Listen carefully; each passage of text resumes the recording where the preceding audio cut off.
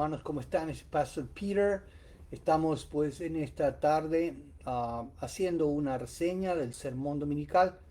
Tuvimos un pequeño percance esta mañana con el audio en la iglesia, así que por ese motivo pues hemos decidido hacer una reseña de lo que fue el sermón dominical. Pero es un recordatorio, mira, que debes venir a la iglesia para que no te pierdas nada. Es importante que adores con los hermanos. Es el mandamiento de la Biblia, no dejando de congregarnos como algunos tienen por costumbre. Y el hecho que si vienes a la iglesia, entonces vas a experimentar la adoración, que es algo que no se puede replicar. No hay nada como escuchar a los hermanos cantar estos himnos tradicionales, hermosos que nosotros cantamos y adorar al Señor. En el día del Señor, recuerda que Él es el que dijo, y él es el Señor de la iglesia, Él edifica su iglesia y Él pues ha mandado que los creyentes se reúnan. Y desde la resurrección de Cristo eso viene pasando el día domingo. Y pues tenemos el hecho de que la iglesia se congrega para poder adorar y escuchar la palabra de Dios.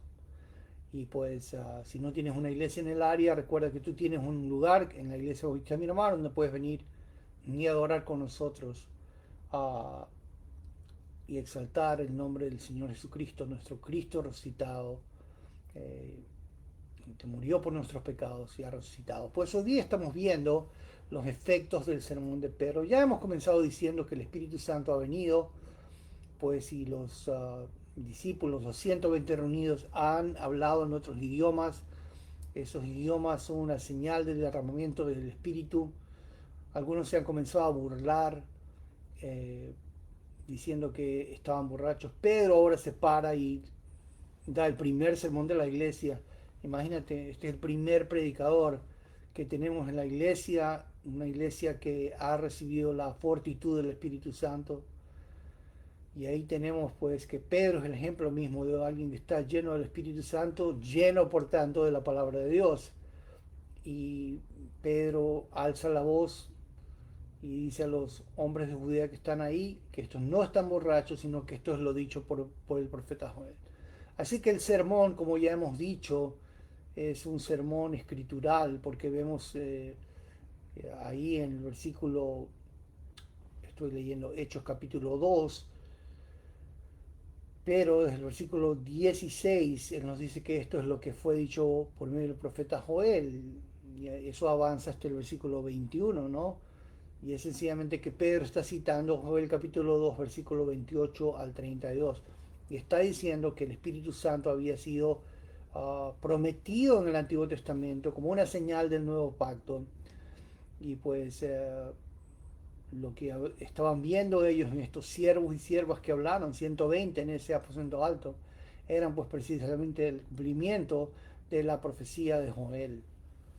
Y pues el sermón de Pedro sigue siendo escritural. Él va a hablar de que Cristo murió, y por cierto, él acusa a la audiencia que tiene, los que están ahí, ¿no? Y le dice que ellos lo han clavado en una cruz y por manos de impíos y lo mataron, dice el versículo 23, pero Dios lo resucitó.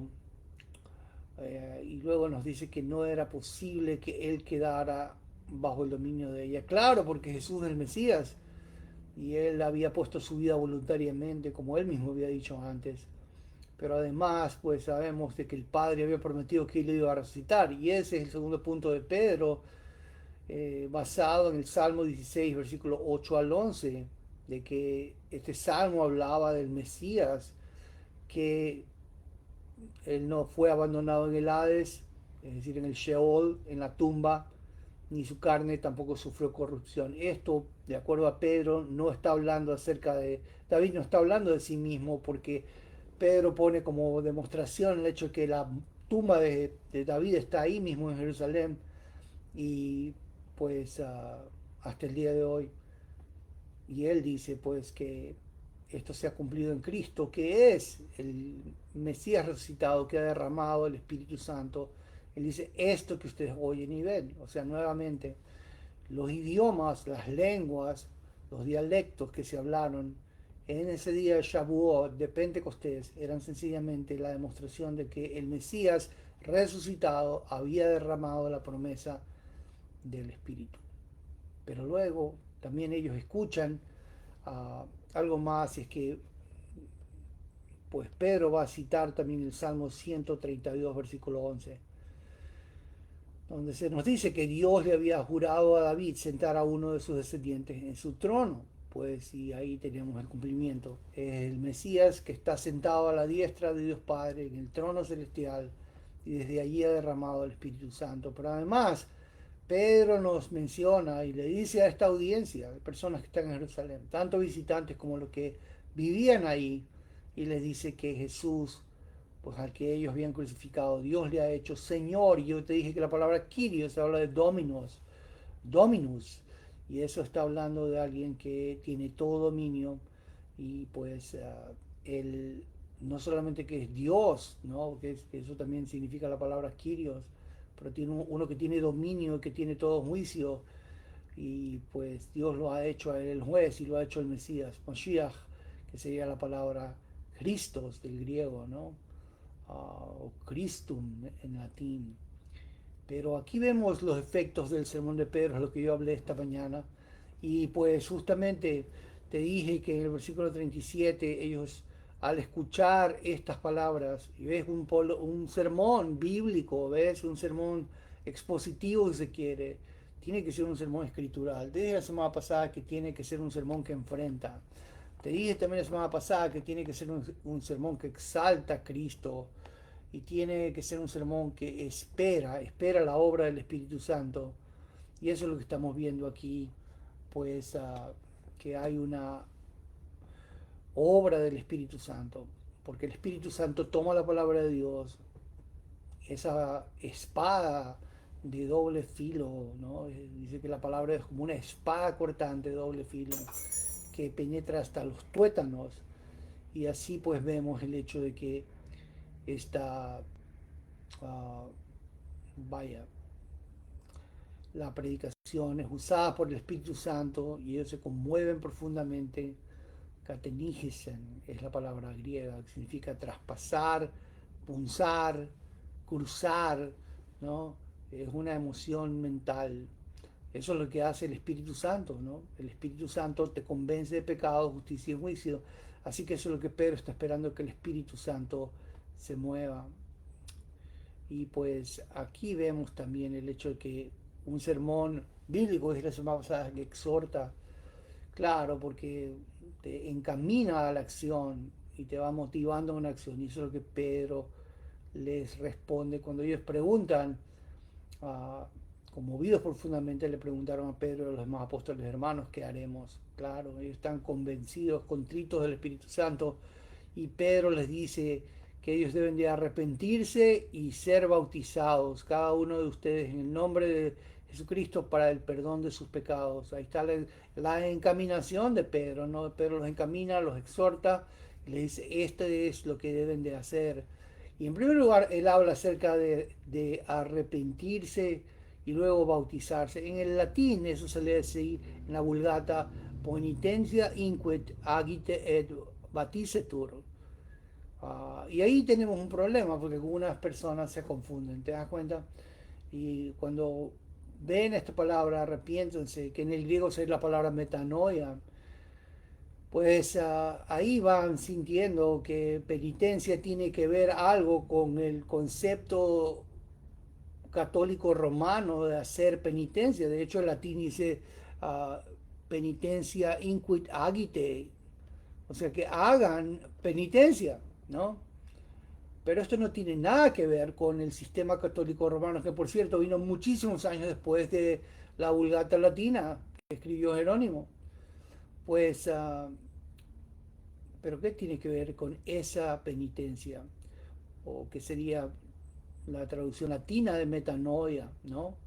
Es realmente la palabra recipicencia, que habla justamente, es el sinónimo de metanoia, que habla de un cambio de mente, de emociones y de voluntad, de intelecto, emociones y voluntad. Eso es lo que está incluido en el arrepentimiento, ¿no? Algunas personas quieren dejar solamente el arrepentimiento como que si fuera un cambio de mente. No, es un cambio de mente que involucra una emoción acerca del pecado y también una decisión de que no vas a volver a hacerlo, ¿no? Que estás dándote la vuelta del pecado hacia Dios. Y esto es una obra divina, ya hemos dicho que esto no es una obra humana, así que no hay razón para decir que esta manera de pensar o traducir esta manera tiene que ver con añadir una obra de la salvación, para nada. Eso es lo que es el arrepentimiento bíblico, es darte una vuelta. Shubá es el concepto hebreo que significa darte la vuelta del pecado a Dios. Y pues ese cambio, ese darte la vuelta, pues tiene que ver con lo que piensas, que cambias la mente acerca del pecado. Lo que antes decías que era bueno cuando era malo, ahora dices que es malo, you know? Y pues, y te dueles, hay una emoción, ¿no? Hay un remordimiento, hay un pesar en el corazón, hay una tristeza, una congoja por el pecado, por haber ofendido a un Dios santo. Y luego hay una decisión, eso habla de la voluntad, ¿ves? En la que tú te miras a Jesús, te miras a Dios y dices, perdóname Señor, reconozco lo mal que hice, me duele haberte ofendido y por tanto voy hacia ti y me abrazo a ti. ¿Y cuál era el pecado precisamente del que se tenían que arrepentir? ¿No? Hacer recipicentia, dice el latín, ¿no? O hacer una metanoia, ¿no? Que involucra el intelecto, la emoción, la voluntad, el pecado que habían cometido 50 días atrás. Acuérdate que esto es Pentecostés. Y el pecado es sencillamente, pues, vaya, no es sencillo, es un pecado el más grosso de la historia.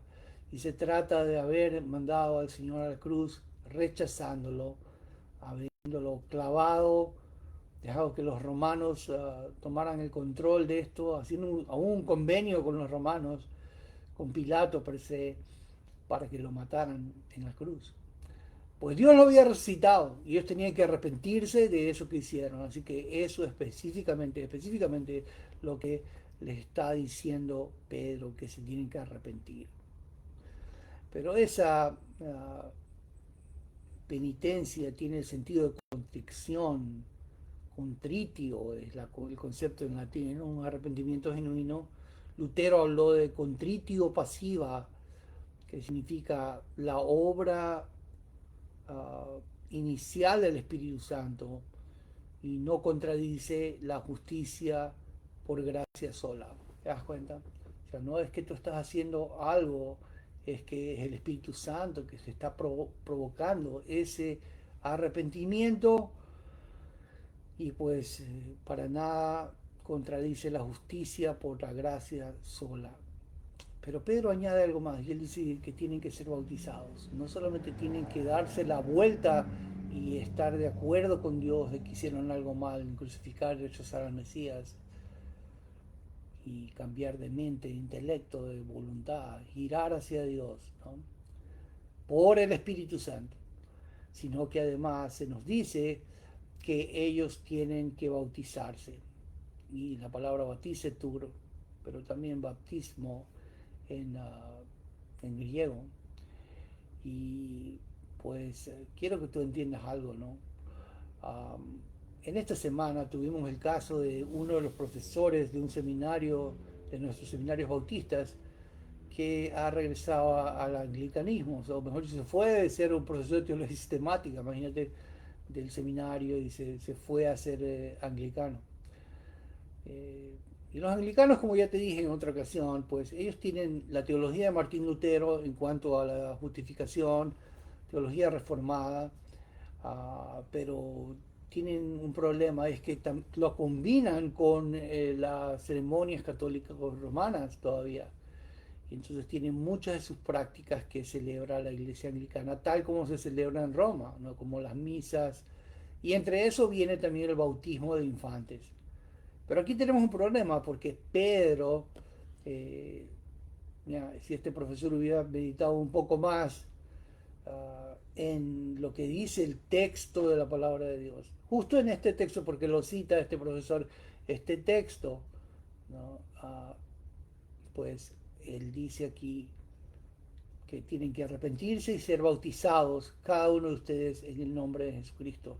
Pero la palabra bautizados es la palabra inmersión, no tiene nada que ver con aspersión, como Roma pues practica, o como practican también los anglicanos y practican los presbiterianos y otras denominaciones. Pues, uh, ¿por qué decimos eso? Porque la palabra bautizo tiene que ver con inmersión. Es la palabra que en el griego clásico tenía la connotación de teñir. ¿Te acuerdas cuando nosotros éramos jóvenes? Yo me acuerdo, pues había una moda de que todo el mundo quería tener camisetas teñidas, ¿no? Y para la época de colegio se hacían estos experimentos con las camisetas y todo el mundo pues tenía las camisetas teñidas. Yo me acuerdo que una vez también traje la novedad a la casa y ahí veía que mi abuela pues me ayudó, mi mamá también me ayudó para que yo pudiera teñir esta camiseta. Me acuerdo cómo lo hicieron, ¿no? Agarraron una olla y entonces pusieron el tinte y pusieron el agua caliente y luego pusieron la camiseta adentro y luego con un palo la sumergieron, estaba inmersa la camiseta y luego le dieron la vuelta, ¿no? Y cuando la camiseta salió del agua, pues el asunto es que tenía otro color. Bueno, eso es exactamente lo que es el concepto de bautizo. ¿Te das cuenta? Los bautistas creemos en esto. ¿Te das cuenta? Y es el hecho de que nosotros creemos que el bautismo no es otra cosa que una inmersión. Es como entrar en un agua, sumergirte en el agua. Por eso, muchos casos en el libro de Hechos que seguramente vamos a ver más adelante, pues dice que los que se bautizaron salieron del agua. Así pasó con el Señor Jesús, que dice que salió del agua. Y pues esto no tiene nada que ver con alguien que hace bautismo por aspersión, ¿te das cuenta? Pues no, el bautismo siempre fue por inmersión, ¿te das cuenta?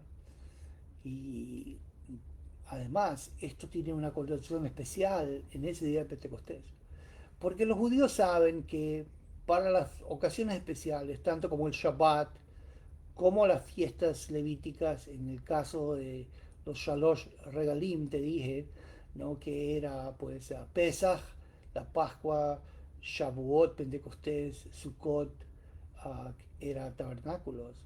Pero particularmente en la fiesta de Pentecostés, los judíos tienen una costumbre hasta el día de hoy. ¿Y cuál es esa? Se trata de entrar en un agua, y esa es la tevilá, es decir, una inmersión. Todo judío sabe que esa inmersión es sumergirte debajo del agua, hasta el último pelito de la cabeza. Y pues luego sales de esa agua, y para los judíos significaba estar purificado y listo para celebrar la fiesta, en el caso de Pentecostés, ¿no? Pues, y Pedro sabía que ahí en el templo había un montón de piscinas alrededor, y pues él va a usar esas piscinas para que las personas puedan ser inmersas. Y por tanto, si alguien dice que el bautismo es por aspersión, realmente no entiende lo que se nos ha dicho aquí, ¿no? Pero Pedro dice que ellos deben arrepentirse, tienen que ser bautizados cada uno de ustedes en el nombre del Señor Jesucristo. Ahí está la diferencia, ¿te das cuenta? Hay una diferencia entre el rito judío, que es realmente como la figura de lo que la realidad representa, que es el bautismo en Jesucristo.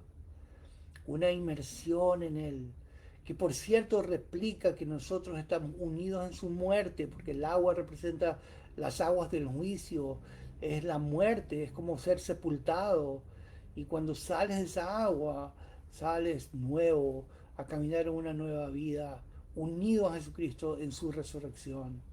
Eso es lo que significa el bautismo. Y después se nos dice aquí, Pedro dice que esto fue para perdón de pecados. Ya hemos dicho que esa es la preposición griega eis, que tiene que ver con por causa del perdón de pecados.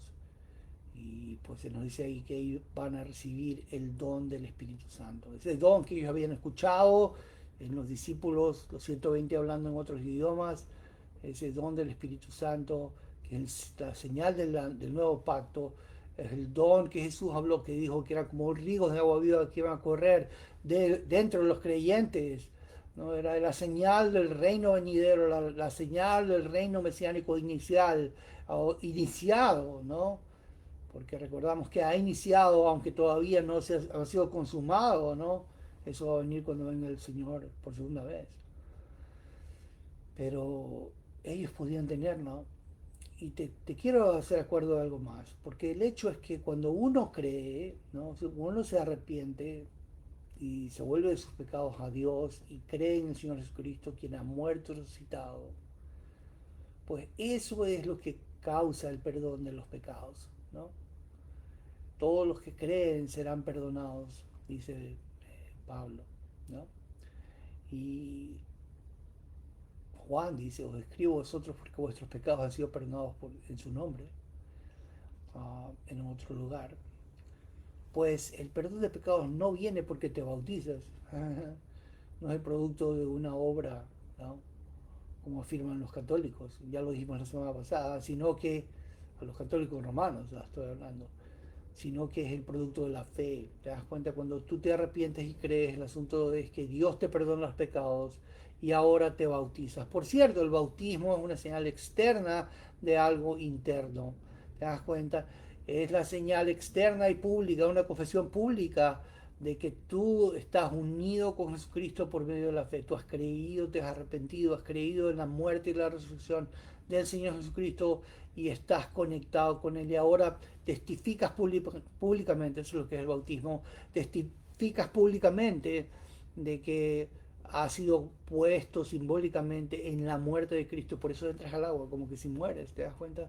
Y ahora sales del agua, ¿no? Testificando que ahora estás unido con Cristo para caminar una nueva vida en Cristo. Quiero terminar hablando de un pasaje más, y eso está en Efesios capítulo 1, y eso está en el versículo 12. Quiero que vayas conmigo para allá. Y aquí tenemos pues justamente lo que dice Pedro, Pablo en este caso, en Efesios capítulo 1, 13. Y dice también aquí, en él también ustedes, después de escuchar el mensaje de la verdad, el evangelio de su salvación, y habiendo creído, fueron sellados en él con el Espíritu Santo de la promesa. Así que esta es la práctica en el liderazgo de la iglesia. En el momento que tú escuchas el mensaje de la verdad, es el mensaje del Evangelio, es el mensaje que Cristo ha muerto por tus pecados, pues, y también has creído en ese mensaje, ¿no? Has creído en el Cristo que murió, resucitó por tus pecados, te has abrazado a Él como Salvador, te has abrazado a Él como tu Señor, como tu amo, tu Rey, ¿no? Tu Dios, ¿no? Y le has dicho que le quieres seguir todos los días de tu vida, ¿no? Todo esto ha sido una obra del Espíritu Santo. Pues el asunto es que dice que en el momento que tú has creído, fuiste sellado en Cristo con el Espíritu Santo de la promesa. ¿Te das cuenta? Hay algunos que están hablando de que el bautismo del Espíritu Santo ocurre después, como una obra subsecuente a la salvación. Eso es absurdo. Porque Pablo nos dice que aquí el momento de creer ha sido sellado con el Espíritu Santo de la promesa. Así que el momento que tú te arrepientes y crees en el Señor Jesucristo, lo confiesas con tu boca a Jesús por Señor y crees en tu corazón que Dios levantó de los muertos, serás salvo. Y Dios viene y te sella para el reino venidero. Qué bárbaro, te pone su marca, ¿no? Es como que te impregna, ¿no? Con el Espíritu Santo, te da un sello. Y Pablo nos dice que nos es dado como garantía nuestra herencia, con miras a la redención de la posesión adquirida de Dios para la alabanza de su gloria. Pues hasta aquí quiero dejar el mensaje de esta semana. Tremendo mensaje, ¿no? Y tremendos efectos de este mensaje. Como te dije la semana pasada, este mensaje, un sermón bíblico, ¿no? Escritural, pues un sermón que es escritural, enfrenta, a las personas con su pecado, exalta a la persona de Cristo, que murió, resucitó por nosotros, espera en la obra del Espíritu Santo. Por eso están compungidos, porque están siendo conmovidos por el Espíritu Santo y llevados al arrepentimiento. Y Pedro dice que también exhorta, eso es lo que es este sermón, ¿no? Los exhorta a que ellos se arrepientan y crean en el Señor Jesucristo, por tanto sean bautizados, ¿no? Y han sido sellados ahora con el Espíritu Santo. Qué comienzo tremendo, el comienzo de la iglesia cristiana. Pues te animo a que estés conectado con nosotros y que aprendas más acerca de la iglesia. Eso es lo que vamos a seguir haciendo versículo por versículo en la iglesia Bautista Miramar. Todos los días miércoles alrededor de las 9 de la mañana hacemos el estudio bíblico, así que está atento aquí, pero también en la iglesia bautista de Miramar nos encantaría que adoraras con nosotros. Recuerda, no hay nada como obedecer al Señor Jesucristo y Él mandó a que te congregaras. No nos veas por internet solamente, tienes que obedecer al Señor Jesucristo en venir a la iglesia, participar en la iglesia, ser estimulado por otros hermanos, en lo que cantas, en lo que te dicen, en lo que te conocen, en la interacción que tienes en el servicio, con otros, ¿no? Mientras esperamos la segunda venida del Mesías, nuestro gran Dios y Salvador Jesucristo.